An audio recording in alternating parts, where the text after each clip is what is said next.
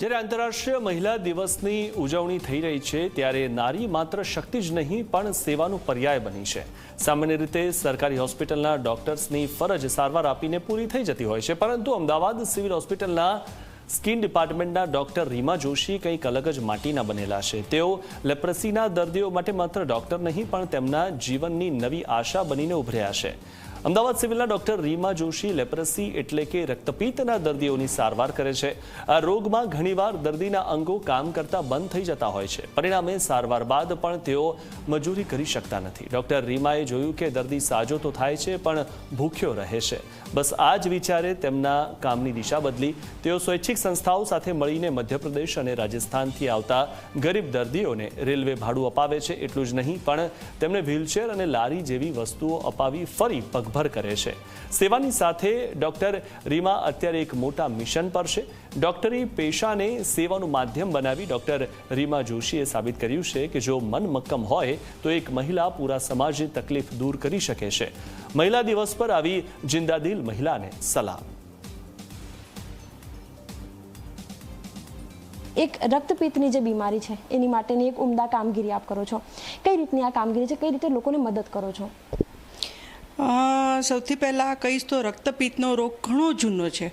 આપણી સંસ્કૃતિમાં પણ એનો ઉલ્લેખ થયો છે, એટલે એટલો જૂનો એ રોગ છે।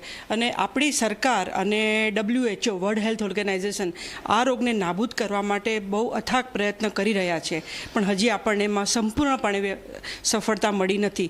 હજી પણ રક્તપિત્તના દર્દીઓ આવે છે અને એની સારવાર ખૂબ જ લાંબી હોય છે। હું મારા લેવલે એટલું કરું છું કે મારી પાસે આવા કેટલાક જે સારા ડોનર આવે છે એ લોકોને કહી રાખું છું કે ભાઈ મારા આવા પેશન્ટ છે, એમને મદદ કરવી છે તો હું કઈ રીતે કરી શકું, અને એ લોકો જો મને કંઈ એમાં આર્થિક રીતે મદદ કરી શકે તો હું આવા દર્દીને રોજીરોટી મળી રહે એના માટે કંઈ બી સાધન પૂરું પાડવા માટેનું ટ્રાય કરું છું।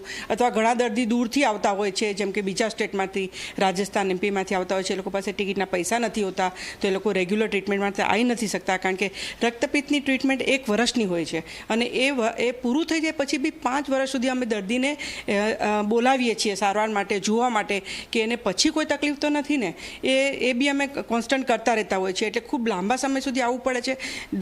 દર્દી પાસે પૈસા હોતા નથી તો 1-2 ડોનર એવા બી છે કે જે લોકોને ટિકિટની વ્યવસ્થા કરી આપે છે।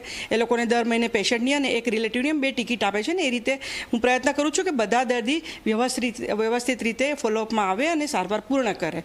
બિલકુલ, 8મી માર્ચ એટલે આંતરરાષ્ટ્રીય મહિલા દિવસ, અને આ દિવસ ખરેખર સાર્થક ત્યારે બને છે જ્યારે પોતાના લેવલ ઉપર સક્ષમ બનેલી એ તમામ મહિલાઓ પોતાના લિમિટથી પણ વધારે ઉપર જઈને અને સમાજને જ્યારે મદદ કરે છે ત્યારે મહિલા દિવસ વધારે સાર્થક ગણાય છે। કેમેરામેન મુકેશ ચૌહાણ સાથે સપના શર્મા, Zee 24 કલાક, અમદાવાદ।